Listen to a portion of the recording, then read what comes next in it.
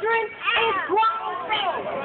I've seen old-time stop them and ticket them as they're driving our woods. Because this is a shame. It's a hot mess. And what it suggests is that we like living in filth. And we don't. Look at this street. It is pristine. It is filled with people who have pride in their environment, who take great pride in the biggest asset that many of us have. And so for those few who are making it ridiculous for the rest of us have got to step up. We've got to stop being quiet. We're all good Christian people. I want you all to know that I feel your prayers. You're all good Christians. I know it. I know it because you've been praying for me and my family. And if it weren't for those prayers, I would not be standing here in front of you today. I don't want to get Jacksons up here no more. And I know that.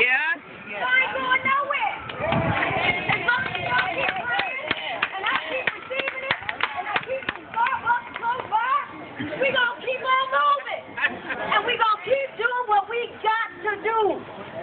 So I'm just gonna ask you, keep on praying. It's good to be prayerful. It's good to be prayed up and steeped in the Word of God. But sometimes, in addition to that prayer, we got to couple it with action. We got to couple it with action. And I've said that twice for a reason. When you all say to me, Sandy, we need more resources. We need more of this. We need more of that. I'm like, I got it. I'm on the case. I call our commissioner, and I say, we need this.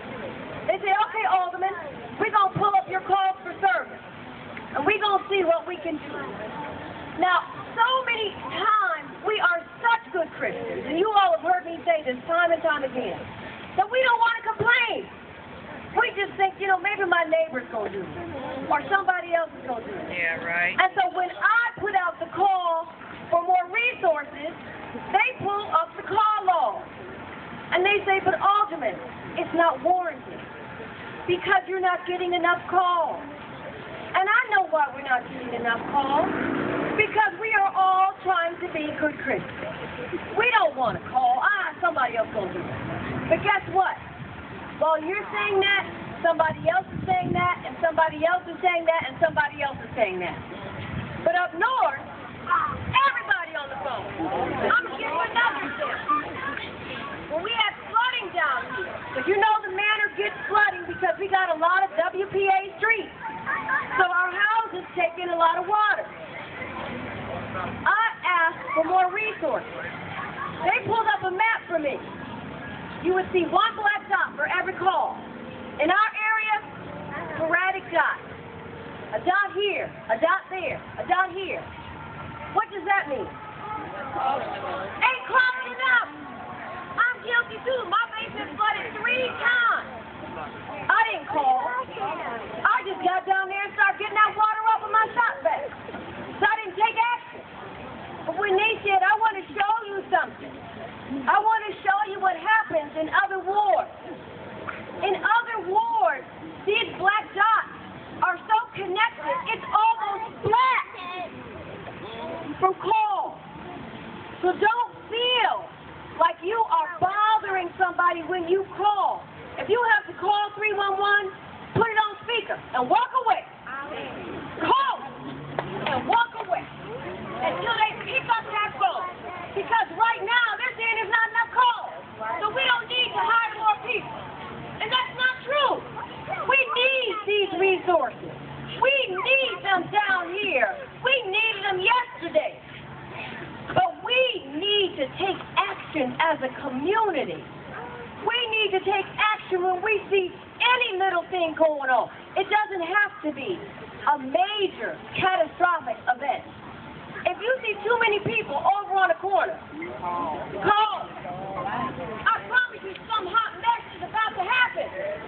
Don't wait for it. Call. So these folks are on alert.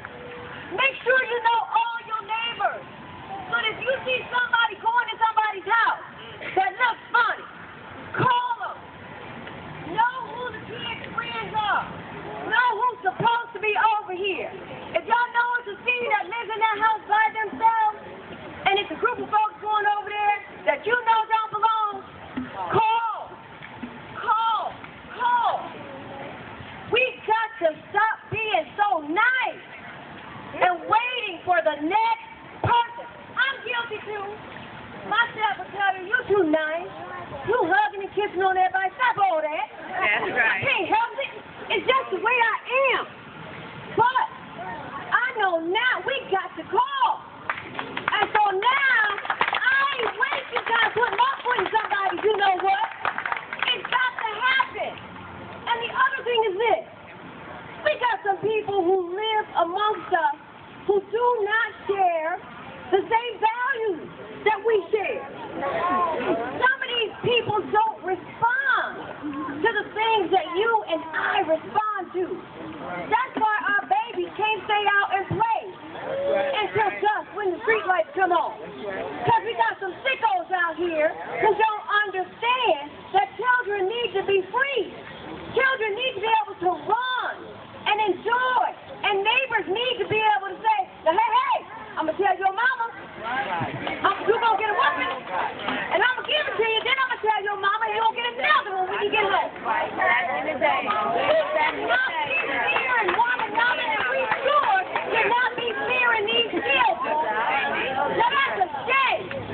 I wore some shorts one day. I thought I was cute. Up to here. My neighbor saw me. She said, oh, you ain't got the belt.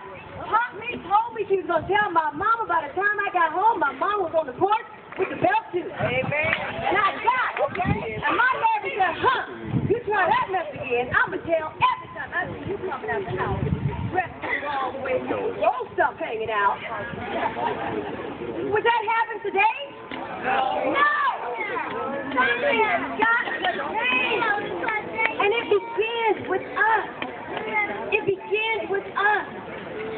And so I'm asking you, and this community has been so connected, so tied together, to reignite those bonds, reignite the vigor with which you communicate with your neighbor.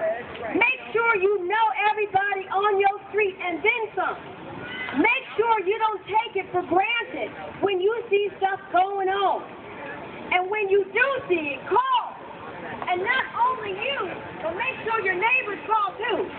Because that suggests that something serious is going on. They see it when the calls come in because the board lights up when more of us call. So we got to make sure we have phone trees amongst us. We got to make sure we have active block clubs because that keeps us connected. Do it through our office and do it through CAP. I want to say this one other thing, too, about CAP. You all have not been attending CAP meetings, so they've combined them because we've had low participation. We got to get invigorated. We got to know who these officers are, who are here serving us. Now, the superintendent says he's going to bring 500 more on. I'm going to lobby hard to get more of them, but I need y'all's help. Because I don't want him saying, Alderman, I've seen your call log. Doesn't warrant it. Ain't enough activity. If you call and you help me, helping me helps you. And that's what I want to do. We've got to do it. Now, there are a lot of things that are planned for our area. Next Friday, you all are going to have an Operation Cleanup down here where you're going to have the 4th District again collapsing down in here. We had really what I would call the perfect storm with that storm. All these tree branches came down. We had about 3,000 people in the 7th ward without electricity.